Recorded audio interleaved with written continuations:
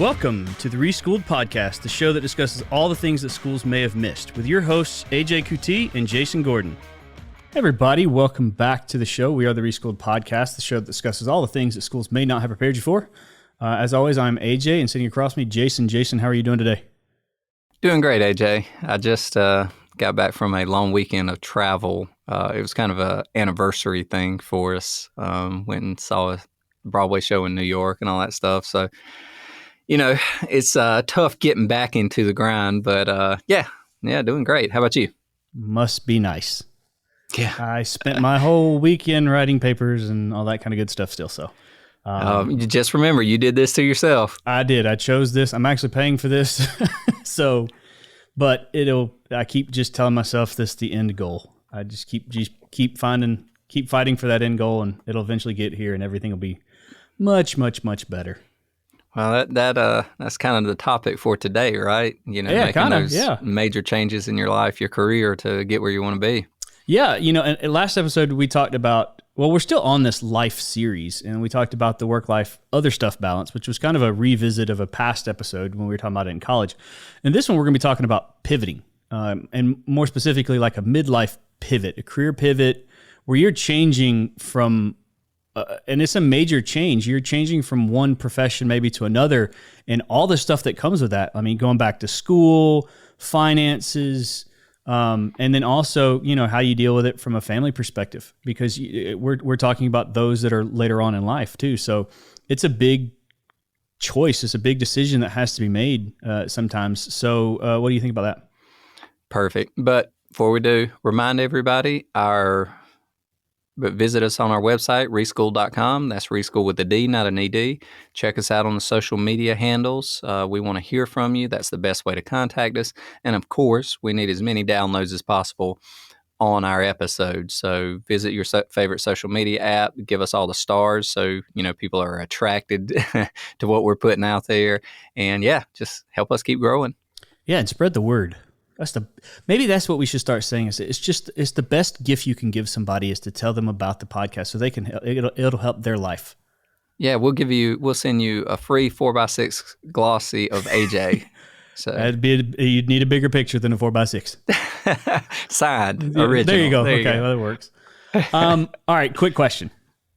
So, if you could pivot to a completely different profession, giving up your career in academia, what would you pivot to? Media production.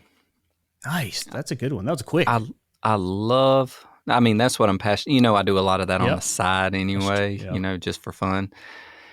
But if I could do one thing all day long, every day, it would be producing media, music and video content. I would love to get into movie production at some. And, you know, I don't like doing the technical aspect. That's not my thing.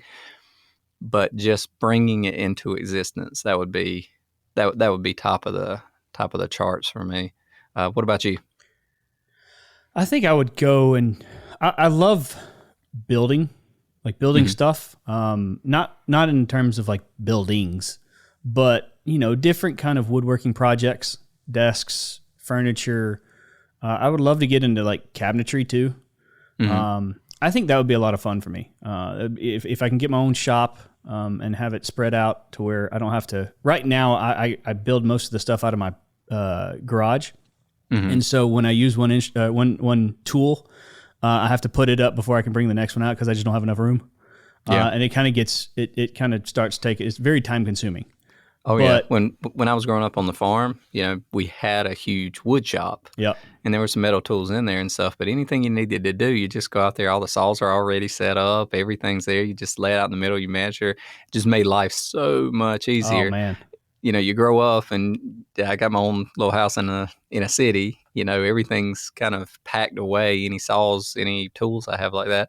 If I'm going to hang a door, right? If I'm going to do anything, I have to get all this stuff out, and then it's more work getting it out and putting it all back than it is actually doing the work sometimes. So yeah, and I spend quite a bit of time usually on some of my tools. I spend a lot of time dialing it in, so making sure they cut true and all that kind of stuff. And anytime you move them, they start to move. The accuracy starts to decline. And I can't stand that. That's one of my biggest pet peeves is just things not being, cut the way it should be. If it's not a right angle, if it's off by a few degrees, it irks me to no end. Well, dude, you got to move out to the country and get yourself a wood shop. Shoot. That's where my wife would love that because she's from the country.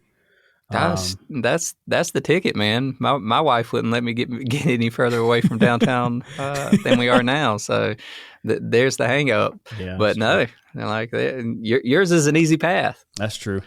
Now, me, I have to figure out who's going to, put money behind a media producer who's never produced really any media. Yeah, I actually have a good buddy of mine who does media production, and really, it's a great career. He loves it. He gets to do some pretty cool things with his job, and yeah, it's fun to listen to some of his stories and the stuff that he gets to go do. So, what does he produce? He usually does. Well, see, he works for the state, and so in the state of Georgia, they to bring companies into the state of Georgia to bring like headquarters or some kind of manufacturing plant to come in, they give incentives to do that. And one of the incentives is you can do a lot of training videos. And so instead of the company spending money to get these training videos made and produced, the state does it for him. And so he is part of that team.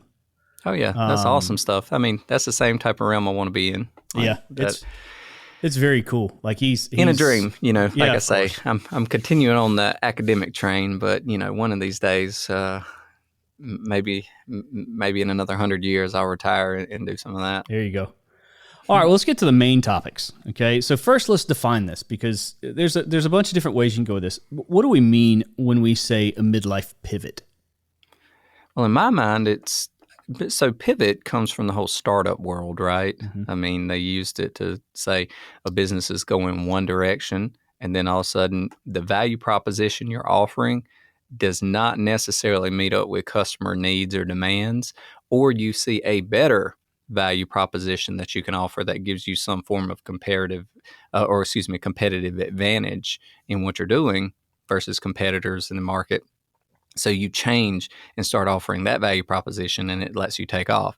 So that's your pivot.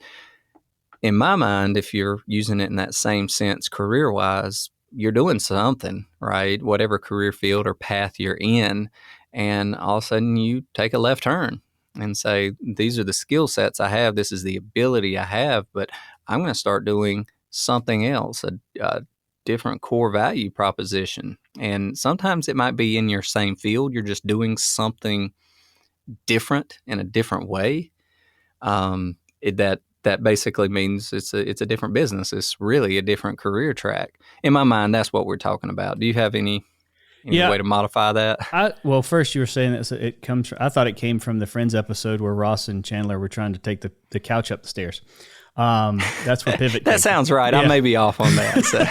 But no, I look at it as a substantial move in your career later in life, and the lack of better words, the baggage that it comes with. Because a lot of times when you make a substantial change in your career, you make that pivot. It usually comes with extra work, extra risk, extra time that's necessary. So you may have to go back to school. That would be something that would be a pretty direct pivot, is because if you have to go back to school, that's completely different. So it's not like you're in a business and you move up in level.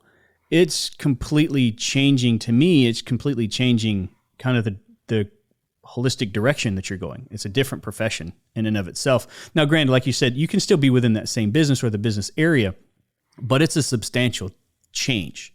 And it's not something that will come easy. A pivot could be in the same area, but at the same time, it may be less money. That would make something that would be very substantially difficult for some to make the choice on. And so that's kind of where my mind goes when I say pivot is it something that's a decision that has to be made that cannot be, it's not straightforward. But you see, going back, let's relate this back to some of our past few episodes, you see opportunity. There's an opportunity there that or there's something else that in your current position that's not keeping you content.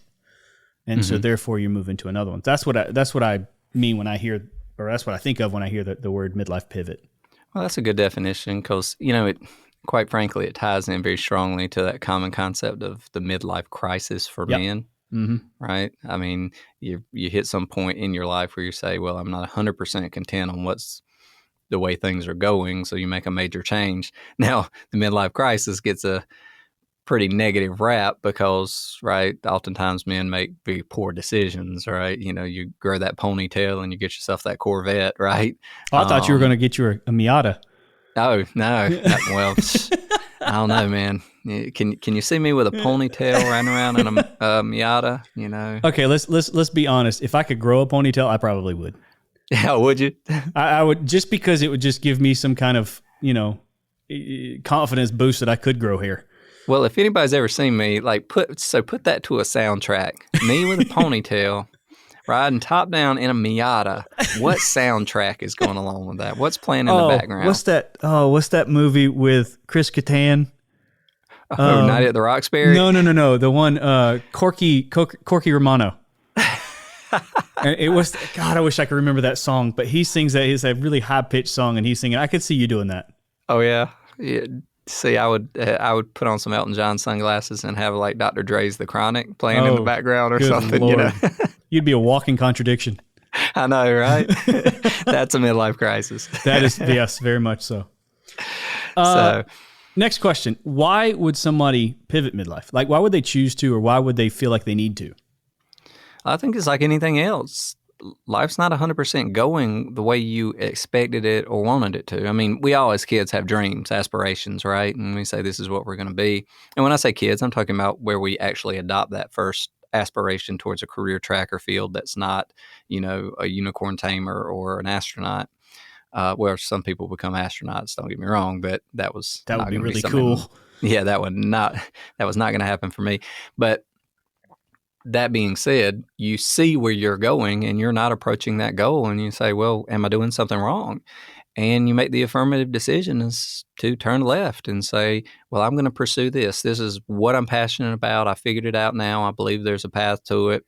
Or, whether I'm delusional or not, I believe there's a path to it, and I'm going to follow that path. And there you go. In my mind, that's what drives the career pivot, right? Self-actualization, that top of Maslow's hierarchy. You want to be all you can be, so you give up what you have going and you take a different direction. And it's pretty common, right? I feel like I'm going through it a bit now. You look like you might be doing a bit of that right now. Yeah, when you talk about the midlife pivot in the context of midlife crisis, it does make a whole lot of sense. I for some reason, I don't even know why I looked this up. I looked it up about 5-6 years ago because I was just interested. I was talking to somebody about it. I was just interested, and there's studies that they've figured out that the factors that go into a midlife crisis for men and women are different. And I thought it was really interesting. But when you think about it, it's I can see the justification pretty strong, and that is, men tend to go into a midlife crisis when they don't reach their goals, usually in work or financial situations. So at a certain time in your life as a male, you have this goal that says, okay, by this age, I should be here and should be making X amount of dollars or whatnot. And a lot of times we don't meet those goals. And when we don't meet those goals, then we kind of start questioning, what are we doing with our life if we can't even meet those goals? And that's one of the factors that go into males' midlife crises. Females, on the other hand, are a little different. Females, typically their midlife crises comes from health issues that come up in life that they don't have a whole lot of control over. Mm-hmm. But it kind of, the way that the article was talking about it is it kind of makes them think it's a health scare, and it starts to make you contemplate life and understanding how life is a lot shorter than we knew back when we were younger. And therefore, you're more likely to try to do more, I guess you would say, riskier things, because you do have that that perspective of life then at that moment when you have these major life events, health events, excuse me. Mm-hmm. And so it's from two different places. And when it comes to a pivot in midlife career, I do think there's elements of that could still be true. You know, like if someone doesn't reach the position that they think, or they don't feel like they're making an impact that they thought they were, that would be a reason. Or if it's a health scare, then it could be one of those things where you're like, you know, life is really too short for me to just be, you know, sit up in this cubicle for 50 hours a week when I can I can do something else that I really might enjoy. It may take a pay cut, but I might enjoy it, and that enjoyment may actually bring some money too. Well, you know, that makes sense. Honestly, but I mean, in both situations, whether it's men or women, you're hitting that point where you say, okay, I'm not content on the way things are going. You know, a health scare is a real slap. Yeah. Right. It says, look, you may not have all these days left, and you really need to take advantage of it.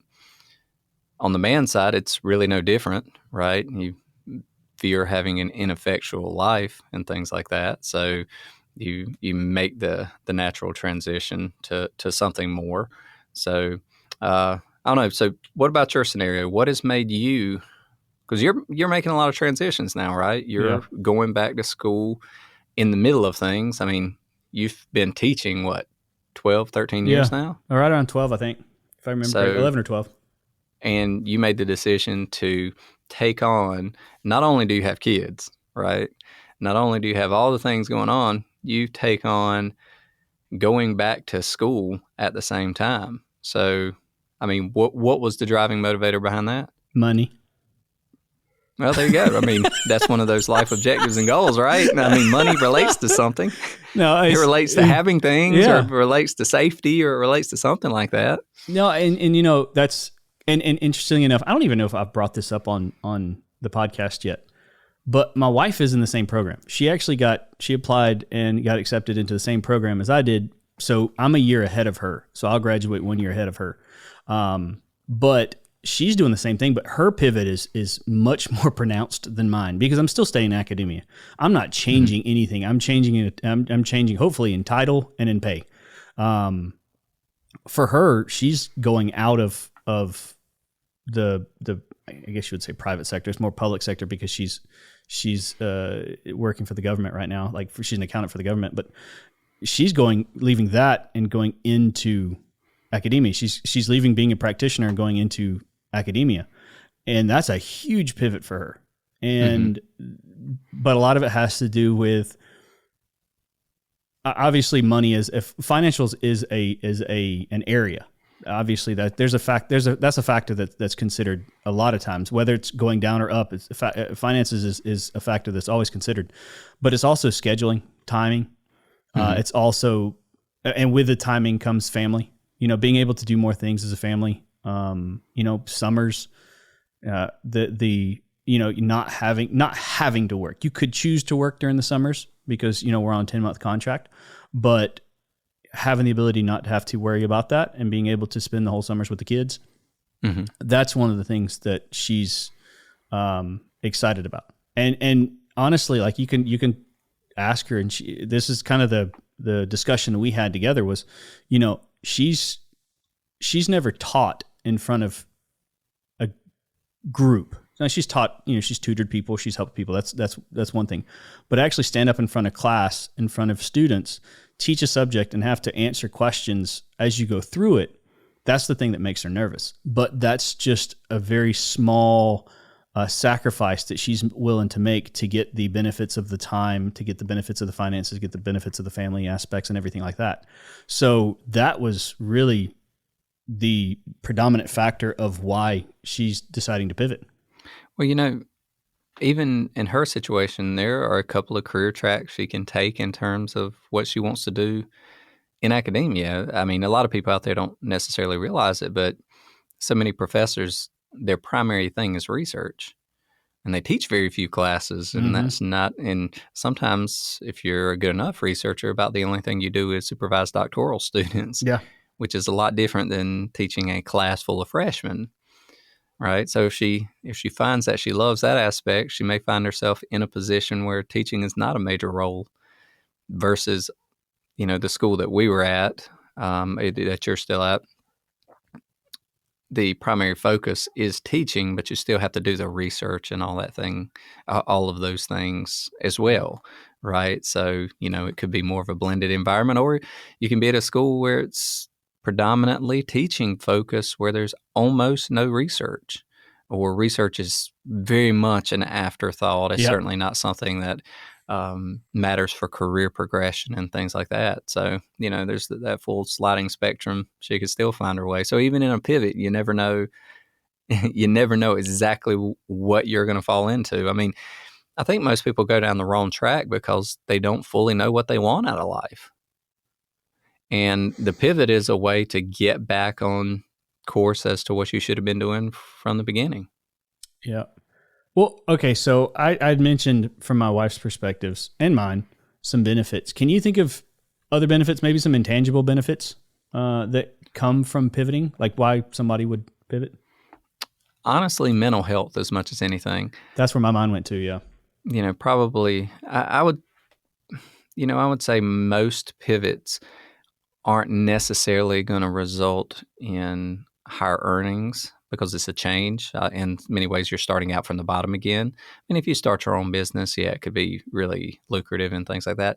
But the peace of mind of knowing that you have your own thing, that you don't report to somebody else's clock, or if you do, that you chose that clock, right? You knew exactly what you were getting into, and you made that conscious decision. You didn't just naturally follow a career path that maybe wasn't pleasing to you.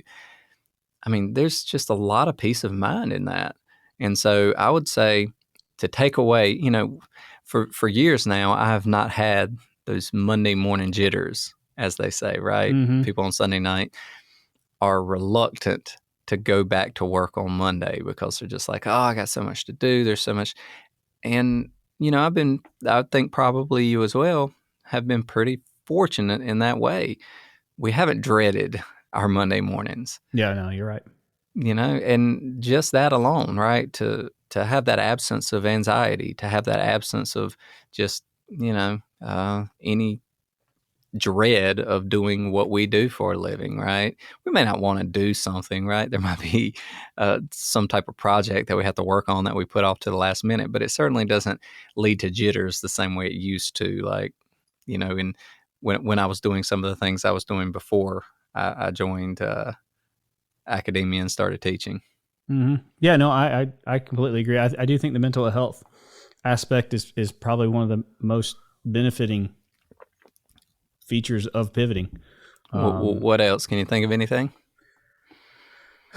I don't think I can think of one that doesn't tie in somehow to mental health, because I do think it's such a big area. Like my mind went to contentment. You're talking about contentment and being able to be content with what you're doing, what they're expecting of you, the impact that you're having, whatever drives you to put in your best effort.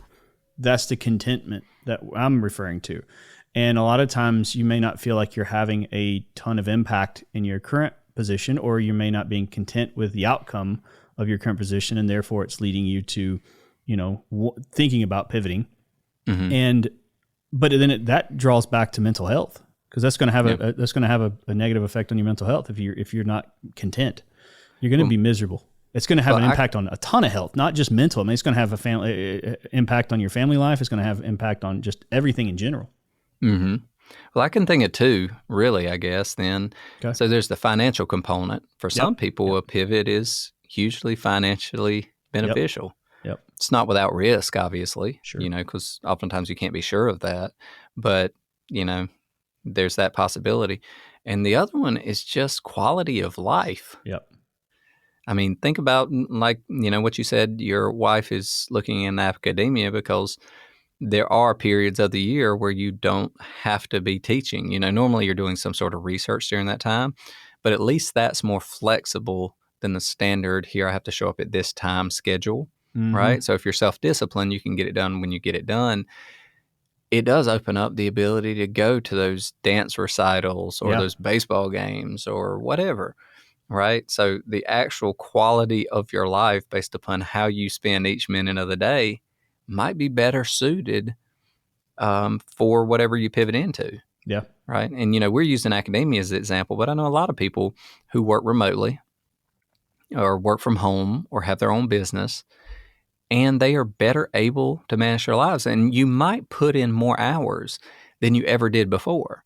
But how you manage those hours makes a difference, especially when you cut out things like the commute, like necessarily having to get up, get dressed up, right? Or to go into the office or for meetings or for different things like that happen throughout the day. I mean, the commute alone adds a good deal of time to your day, right? That Yeah. type of thing. Not having to go out for lunch, being able to eat at home, those types of things. So just the fact that you're adding all of these potential aspects. I mean, I know somebody who goes to like a yoga type dance thing for exercise 3 or 4 days a week during their lunch break. And by the time you get dressed up and you go there and you're done with it, that's an hour and a half to 2 hours probably, something Yeah. close to it. But they can make that work because of the flexibility that they've allowed in their job. Now, does that mean they have to work a little bit later in the evening? Of course it does, Yeah. right? Or get some work done on the weekends, sure. But to be able to manage your life like that, huge in my mind. So there you Yeah. go. I'm going to throw those two out there, and you can run with either one of those if you want to. I completely agree. I mean, that's again why I chose to move away from pre-med in college and move into a path of teaching in college. I mean, that was I'm not somebody that can do the standard 9 to 5. That's just not my style. And being able to have that autonomy to be able to pretty much do what I want within the parameters that I have. Like that's the one thing that drives me crazy when you're talking about like the 9 to 5. How many people how much time is wasted because if you're good at your job, you're going to get your stuff done early and then you just sit there. There's not much you can do, and I can't stand that. So, can you think of any downsides? Uncertainty. Yeah, mine was going to be risk.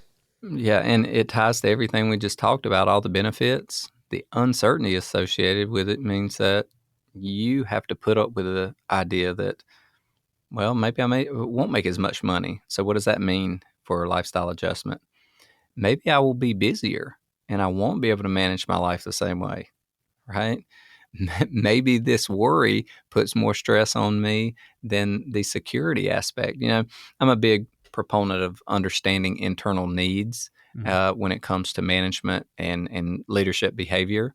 I don't know if you've ever taught a management or leadership course, but some of the predominant theories out there, the behavioral based stuff, relates back to people's internal needs. And so say you believe in or you put some credence in the whole Maslow's hierarchy of needs, right? Mm-hmm. If you're at the very bottom and you say, okay, all these fundamental things like food, water, shelter, right?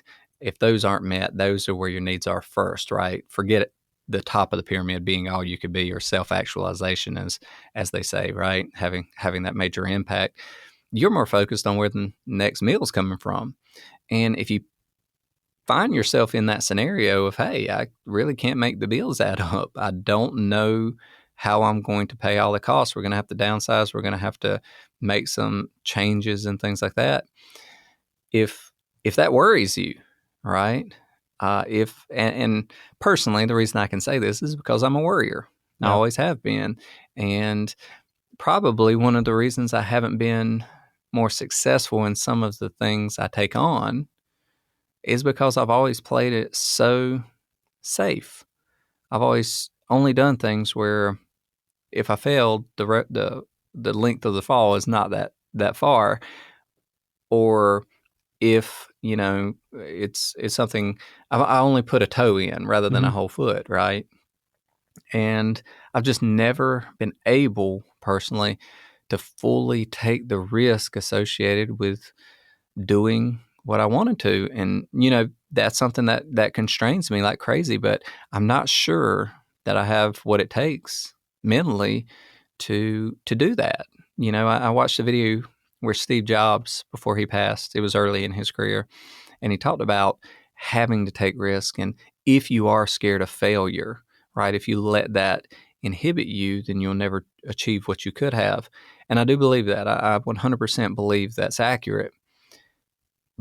But the fear I have of going 100% into something, right, and just abandoning all else and saying this has to work or nothing's going to work, I've never been able to do it, and that's tough. Yeah. Yeah, the risk side of it obviously is the big one. There's always a risk in anything that could potentially be worth it is going to have a risk associated with it in some capacity. Mm-hmm. I'm especially before I had a family, I was more of let's just go full. I didn't dip a toe in. I just went right into the deep end.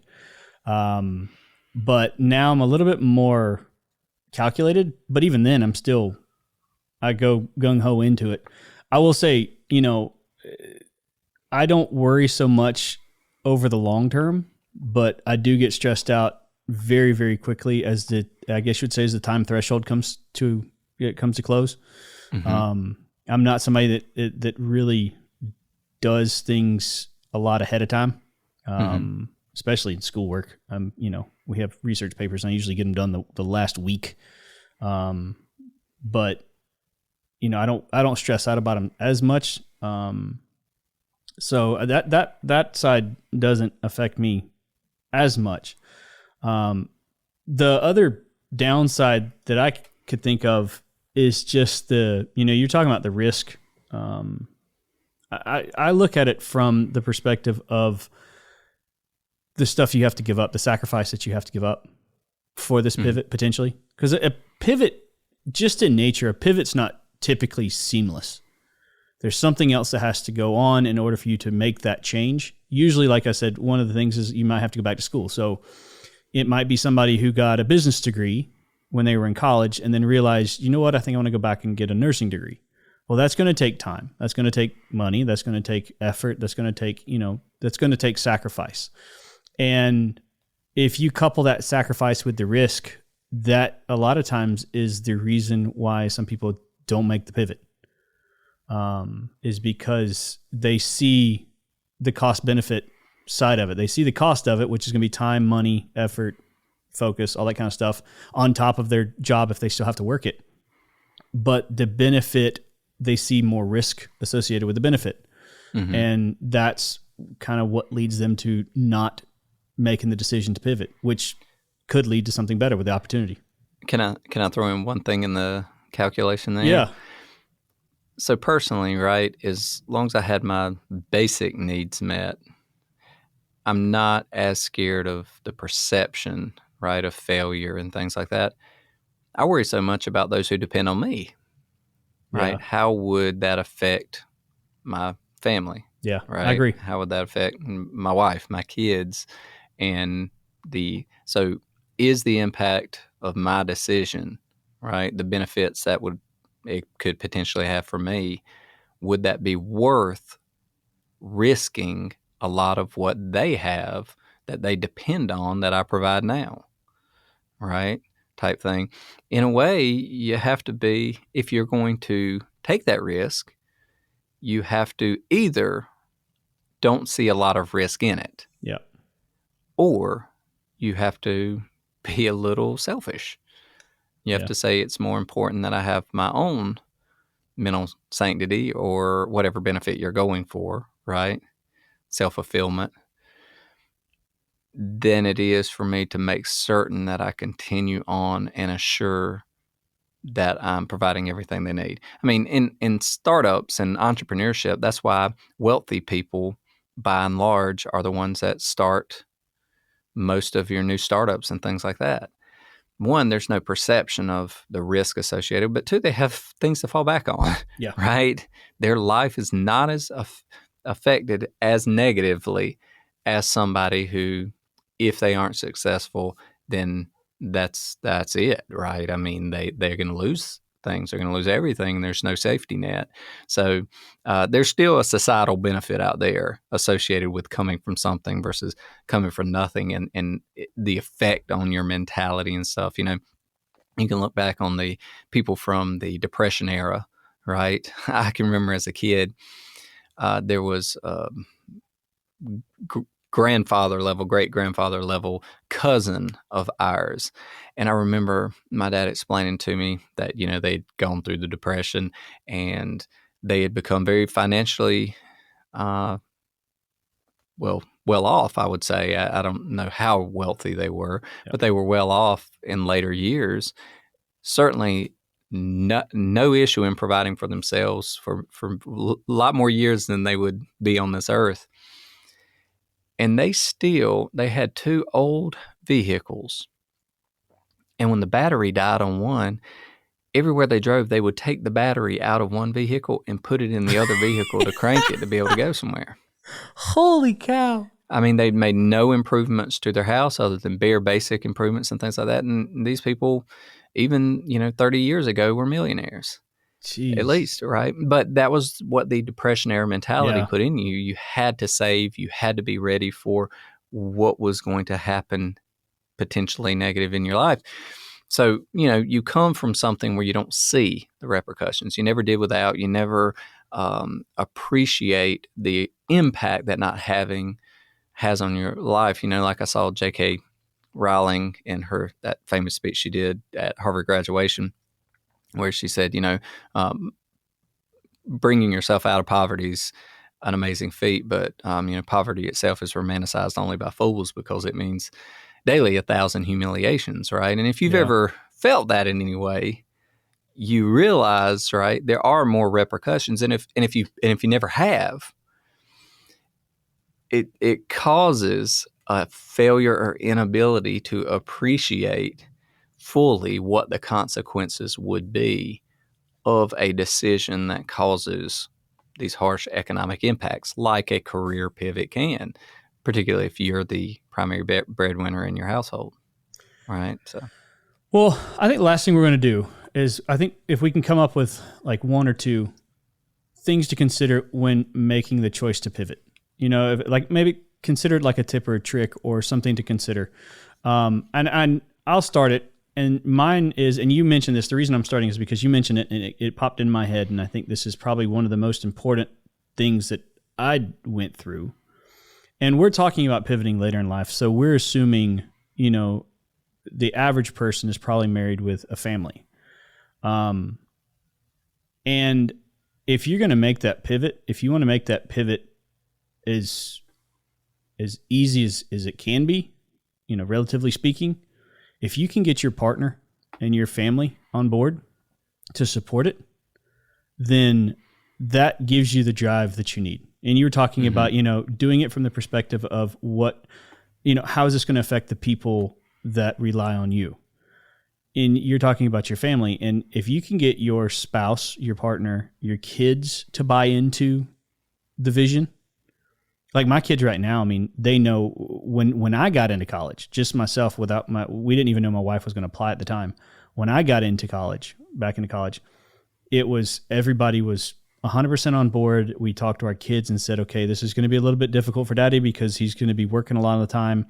But after the 3 years, for the most part, it'll go right back to where it was. We'll just be in a better situation. And then when my wife and I were talking about it for her, I was super supportive of her going back because I know what the possibilities could be. And I knew going into it, it was one of those decisions where we said kind of, let's go ahead and get this over with. Let's not prolong it. Let's not wait until I'm out for you to go ahead and get in. Let's just go ahead and rip the Band-Aid off. Let's go ahead and do it. We can both do it together. And we will figure it out. And we pretty much said the next 2 years are going to be the 2 hardest years of our family's life, because the 2 years will be where we'll both be in school. After the 2 years, I'll be out and it'll only be her, but it'll still take some of that time away, because it'll only just be one of us. And like I said, our kids are bought into it. They're excited.